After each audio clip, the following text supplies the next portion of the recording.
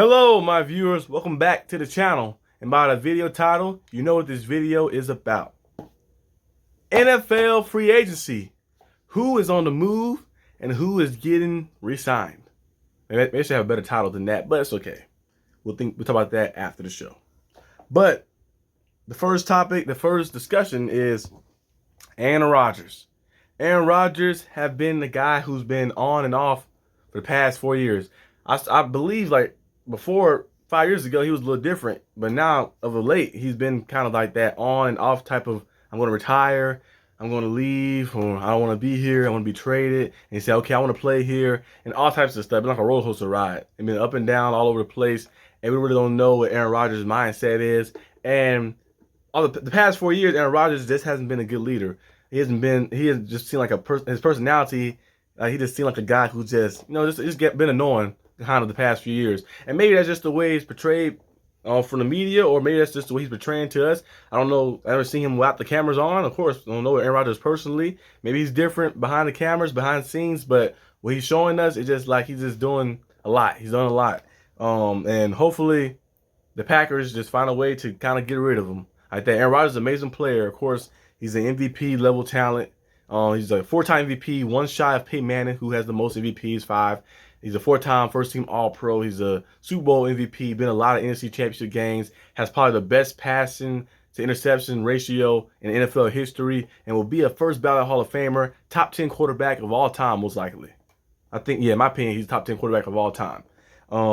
Yeah, he's an amazing player. It's just the commitment of the past few years. Of course, the Packers love Aaron Rodgers. They want to retire a Packer, but it's just the commitment of them putting their trust in him for a long run, because they still had a championship window kind of open a little bit. I know they missed the playoffs last year, but the year before last, they was the first seed, and the year before that, NFC Championship, the year before that, NFC Championship. So the championship window is still kind of open a little bit. I know it kind of closed down a little bit last year as they missed the playoffs after they lost to the Lions, but I feel like the Packers are still in play for, maybe making a run for a championship. But they need 100% commitment, and they need guaranteed players here. And in the words of Mike Tomlin, the coach of the Steelers, my favorite team and one of my favorite coaches, we want volunteers, not hostages. So if you don't want to be here, the door's right there. So I think the Packers need to just go ahead and make the decision and say, you know what, we're going to roll with Jordan Love. We've seen Jordan Love go out there in that Eagles game, make some plays. He looked better than he did the year before that when he played against the Chiefs. We see him play better. Maybe that's due to maybe the team not being prepared for him and not knowing if he's going to play or not. But Jordan Love has been sitting behind Aaron Rodgers, a legendary player, gaining a lot of information and learning a lot of things. So let's try to go out there and just roll with him and see how things go. We got Aaron Jones here. We of Christian Watson. We got Dobbs. We got a lot of young players, Robert Tonyan and stuff. Defense is still pretty solid. Let's just roll with him and see what happens. Aaron Rodgers kind of became a hypocrite a little bit as well too, because the stuff that Brett Favre did to him, he doing to the young guys too. Remember, he was pointing fingers, throwing them in the bus, and he didn't show up to training camps and stuff. He was mad at the Jordan Love was drafted, wasn't really showing him the attention and stuff like that. And I think later down he started helping him a little bit more, but it's just like he was kind of doing some of the similar stuff that Favre did to him. But Rodgers is an amazing player. Don't get me wrong, he's an amazing player, but I feel like the Packers shouldn't be held hostage. They gotta find a way to move on. Sometimes you gotta move on from a player. You gotta say, okay, our time is done. Our time is done here. It's time for us to move on. We part ways. We've seen the Raiders do it with Derek Carr. We've seen Seahawks with Russell Wilson, and all different types of teams do it throughout history. Joe Montana got traded to the Chiefs before. We've seen a lot of crazy things happen. So sometimes you might have to just say, you know what?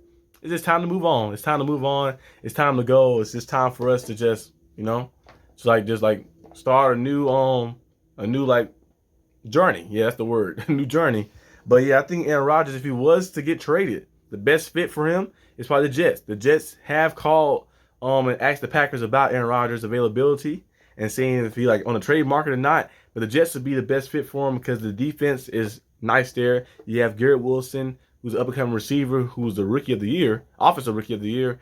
You have a nice running game, and I feel like the Jets are right there. They just need it was a quarterback away, really, because last year Zach Wilson just played bad, and Mike White, I love his gutsiness. I love his heart, his determination. He played with a lot of energy and a lot of drive. He was perseverant. in those games with the injured ribs, the cracked ribs, and going out there and still playing and like putting that chin strap on, tightening it up tight and stuff, and just going out there and just playing that hard-nosed football. But he's just not the guy. He's just not elite. He's just not the guy. But Aaron Rodgers will go there and actually help a lot because like they really just need a guy who's just solid. And Rodgers is more than solid, of course.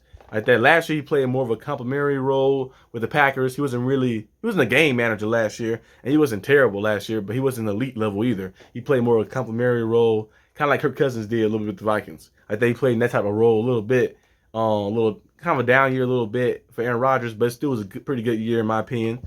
I feel like he missed out on some stuff because the chemistry issues with the receivers and things, but I feel like with the Jets, a new start will be nice for them. It'll be nice for the Packers. The Packers can get some things back in return. They can help build up for the future, and both sides will be happy. Moving on to the next topic, we have the 49ers QB room. Who will be the starter next year for the 49ers? Of course, we've seen Brock Purdy go out there and go undefeated in the regular season, and throughout the playoffs, just go out there and play well. And NFC Championship game, he got injured, and you never know what could have happened if he stayed healthy. I still feel like the Eagles would have won that. But Brock Purdy played nice. A guy who was Mr. Irrelevant, the last pick. Kind of like Cody Rhodes, undesirable to undeniable. He was Mr. Irrelevant to Mr. Relevant. And he's been playing amazing football. And yeah, he looked good with the 49ers. And like Trey Lance is the guy they traded a lot of picks for, though. They traded a lot of picks for Trey Lance. And they put their future in him, saying he's going to be the franchise guy. And we see the talent. He's 6'5", he can move, he got a strong arm, he got all this talent in the world. Athleticism and the size and ability. He got injured, though. And Jimmy Garoppolo's a guy who you trust every time. I love Jimmy Garoppolo. Jimmy Garoppolo go out there and play amazing football. He does what's necessary, and he led you to NFC Championship games twice and a Super Bowl. And every time he's on the field, you win like that. So you can't say Jimmy Garoppolo, he might not put up the crazy numbers, might not have 4,000 passing yards and 40 touchdowns. He might have less than that. He might have like 22, 23. But when he out on the field, you see the plays he make, the throws he make winning plays. And when he first got to the 49ers, he did that. Remember, he started off 5-0. Like that, they didn't know if he was going to play. Maybe they should start him early. They might have made the playoffs a little bit. But he learned the playbook in his first year there. When 5-0, he had the ACL injury the following year. Came back, got healthy. And what did he do? Lead to the Super Bowl. And then we've seen another year leading to the Super Bowl, leading to the NFC Championship game. Like that. So when Jimmy Garoppolo is healthy, he has done some great things with the 49ers. I think he might be out the door this time, for good this time. But you never know. We've seen crazy things happen in the NFL. But I feel like Trey Lance will probably most likely be the starter, in my opinion, because they gave up a lot for him. They traded a lot of picks to get him and move up to like have him be their like franchise guy. So I feel like they wouldn't like cut ties with him that early. But Brock Purdy is always in your back pocket a little bit because you're looking at it like Brock Purdy got paid $700,000 last year. That's crazy. And that's a lot of money, for a regular person. That's a lot of money, of course. That's a lot of money. But for football level, NFL level, that's very low, very, very low.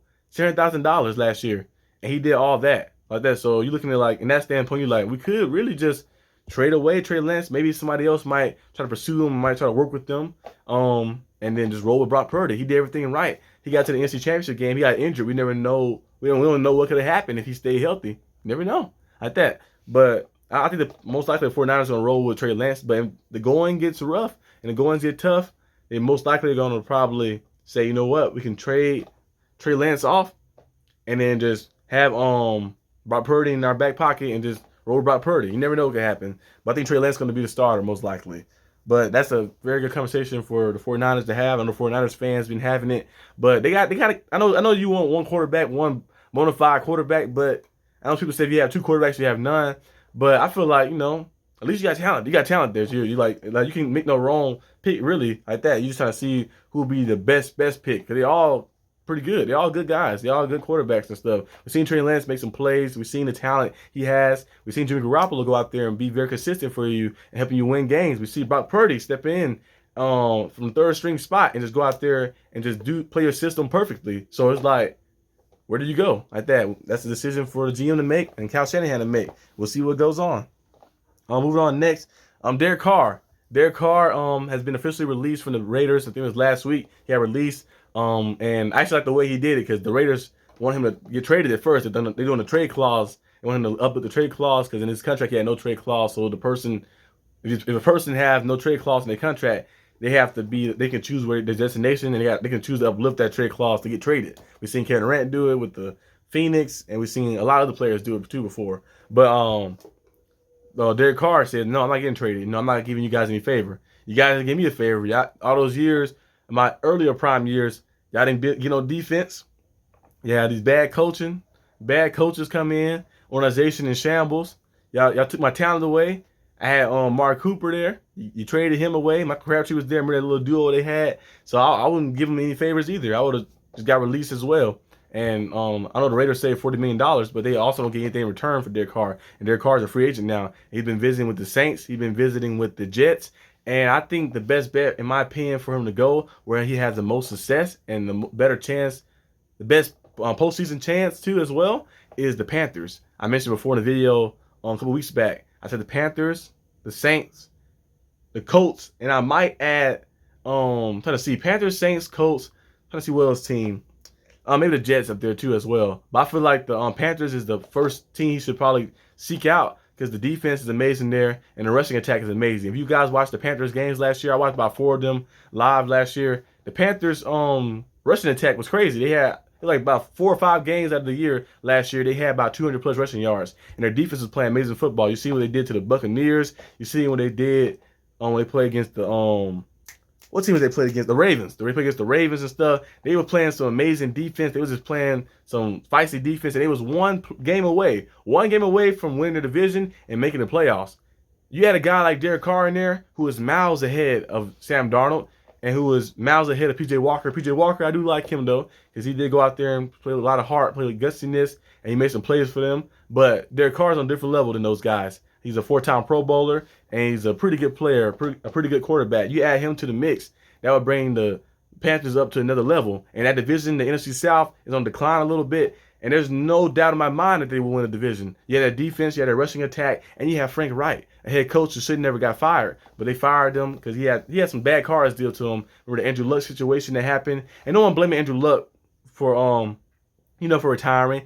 I know sometimes when your mental state, you never know what can happen like any time like that. So he retired and stuff. I think people just wanted him to retire before a couple weeks before the regular season started because the Colts was in a bad predicament. They really they didn't know they have a quarterback. Jacoby Brissett was cool and stuff like that, but they really couldn't go out and prepare for him not playing and stuff like that. But Andrew Luck, I thought he was gonna come back eventually. I don't think he's coming back anytime soon. He looked pretty happy what he's doing right now. As we seen him in that was that last year, right? It was last year we seen him doing an interview at the national championship game and stuff. But the Colts, Frank Wright got dealt some bad hands with the Colts. Phillip Rivers did pretty good with them, went 12-4 that 1 year. But then after that, I think what was the quarterback after that? It was Carson Wentz. Carson Wentz, you know what happened with that? It didn't go so well. Then Matt Ryan, he got fired. But I think now with the Panthers, he's in a better situation. The defense is good. You got a lot of young players. Brian Burns going to be a star. J.C. Horn going to be a star. Let's say Jackson is pretty good as well. DJ Moore going to be a star as well. And Terrence Marshall going to be a star too. So you got a lot of great players on defense and offense, and the team looked cool. It's just like one quarterback away, really. It's kind of like the Jet situation a little bit. They're one quarterback away. The defense looked good. The rushing attack is good. O-line is pretty solid, pretty good. It's just the quarterback position is the one that suffers. So you can go out there and get Derek Carr and add him to the mix. That would definitely put you in the playoff position. I think you should be able to win at least 11 games. Go 11-6 or 12-5 with Derek Carr, and you should win your division pretty easily. Maybe go undefeated in your division. I know Falcons are a team. I like their coach and stuff. Desmond Ritter did look better. Hit myself in the face with the mic. Desmond Ritter did look better, but I feel like Derek Carr will have a chain hold, a full Nelson hold on that division, a strangle on that division because it just be a little. I ain't saying everything in the NFL, of course, is tough. Winning in the NFL is tough, and every division is tough, and every game is tough. But you're looking based off just like the way the division is going, the NFC South is on decline. So Derek Carr getting added to that mix will definitely put the Panthers above the notch, above everybody else, and best team by a good margin in that division. I think the Panthers is his best suggestion, his best option to go to. Moving on to Lamar Jackson. I don't know if Lamar Jackson going to stay with the Ravens. I discussed this topic before. I think most likely he probably get signed and trade. And I think he probably be headed to the Bucs. The Bucs most likely don't want to start over from scratch. It was talking about all-in type of like organization type of style. So they most likely probably trade and get Lamar Jackson. And you have Chris Godwin there. You got Mike Evans there. You got a good defense there. So you have the team right there. You get a quarterback like Lamar Jackson there. He's from Florida, so it'd be Tampa Bay, Florida instead. I think he's from Miami, Florida, or he might be from somewhere else, but he's from Florida, though, the state. So we'll see how that plays out. I think he most likely gets signed and then probably traded to a different team.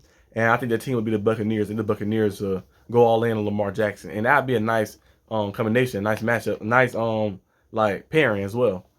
Moving on next, DeAndre Hopkins. I think DeAndre Hopkins is probably headed to the Giants. I know the Cardinals say he's on the trade market. I don't think the Cardinals are going to keep him. Most likely, because sometimes they might pick a player on the trade market, then you see some new stuff might happen. They might say, you know what, we're gonna just keep him. I don't know why they trade him. I guess they're trying to like start over from scratch and stuff. Because they lost their coach. Well, they fired their coach. They didn't lose their coach. Fired their coach. Kyler Murray gonna be out for most of the year. The ACL injury, so they might have a bridge quarterback coming in, and they might just want to just build some stuff up for when Kyler Murray do come back and wait. But I don't know why trading DeAndre Hopkins will be a way to go. I don't know why, but they are trading him. I think his best bet is probably the Giants. Like that. Of course, you can think of some fantasy pairings. Maybe pair him with Devontae Adams with the Raiders. That'd be crazy. Or Aaron Rodgers. If he stayed with the Packers would be like, we can go out there and get Hopkins for you. I don't think they would do that. They like, we already got some other guys for you and stuff, and you still want to leave. So, but what else? What else would be a team? The Colts could use a Hopkins. Falcons could use a Hopkins. A lot of teams could use a Hopkins. Hopkins could go to a lot of places. The Chiefs, that'd be cool to see. But I don't think they would do that. But that'd be cool to see. But I think the Giants is the best bet. And plus, if you pair him with Daniel Jones, we've seen what young quarterbacks can do when they get a receiver like that, a high-class, elite-level receiver. We've seen Joe Burrow get Jamar Chase and T. Higgins. We've seen what Josh Allen get Stephon Diggs and Gabriel Davis. He had John Brown. John Brown had 1,000 yards the year before, but we got Stephon Diggs and Gabriel Davis. It brought it to a different level. We see what these players can do when they get when they get those elite-level receivers and get those weapons out on the outside for them. I had to go out there and let loose. Adding DeAndre Hopkins to the mix might bring Daniel Jones up to the next level. And speaking of Daniel Jones, I don't think the Giants are going to pay Daniel Jones $45 million. I've seen that as a little headline thing. They were saying Daniel Jones was looking for $45 million a year. Not total, not like a 2-year $45 million deal, a 3-year $45 million deal. He said $45 million per year. That would put him up there with Russell Wilson, Kyler Murray. That put him above Mahomes' yearly average. And he's not nowhere near that level. You can name probably 18 quarterbacks better than Daniel Jones. Daniel Jones probably followed at number 20 or 21-ish. I feel like Daniel Jones did play pretty well last year, but he threw 15 touchdowns total in the air. I think he had 22 total touchdowns. So I think he rushed for a good amount as well like that. But he's just not that level of player to pay $45 million a year. And I don't think the Giants are gonna do that. I think the Giants probably break that contract down, break down that average he's not looking for, maybe sign to a 1-year deal worth $20 million. And maybe $17 million guaranteed and $3 million incentives, like a prove-it deal. Like we give you $20 million, we give you $17 million guaranteed and $3 million incentive, a prove-it deal. If you go out there and throw 28 touchdowns and rush for maybe 5 or 6 or 7 touchdowns and throw 3,800 yards and win a playoff game and maybe win 2 playoff games, then they might consider signing them. I don't know about $45 million, but maybe like $28 million, $30 million. But I can't see Daniel Jones getting paid $45 million right at the moment. If you take his sample size and compare it to other players like around the league and like some of the quarterbacks, it's just and some of those guys who are not even getting paid that type of money. I know the market value go up every time, but Daniel Jones not worth that market right there. And they're not going to franchise tag him either because the franchise tag is like $32 million or $33 million. So that's going to be too high to ask for. But yeah, I think Daniel Jones most likely will probably get signed to a 1-year deal here. And they probably do a prove-it deal. Like, okay, we'll pay you maybe like a $20 million deal for 1 year, $17 million guaranteed, $3 million incentives. And you prove it, and prove that you're worth that type of money or big time money. Now, if you go out there and throw 40 touchdowns and 5,000 yards, then you might say, okay, we can pay you $40 million like that. But if he goes out there and does something similar to what he's doing, you might just offer him something like a 3-year, $50 million deal or something. But maybe add DeAndre Hopkins to the mix might boost his stuff up a little bit. He have a guy on the outside who can actually throw the ball to and stuff. But yeah, but $45 million a year is very crazy acts for Daniel Jones. I don't think it's happening. But that's all I got for the list today. I know I was rambling on a lot, guys, and stuff, but it's okay. My throat is dry, my mouth is dry. I need some water. Been talking nonstop, but that's what the video's about. But if you like this video, leave a like and subscribe. If you don't like it, leave a dislike. Do something. Leave some reaction in the comment section down below. Leave some comments. Let me know what you guys agree with, what you don't agree with. And I'll see you guys next time on the channel. Peace out.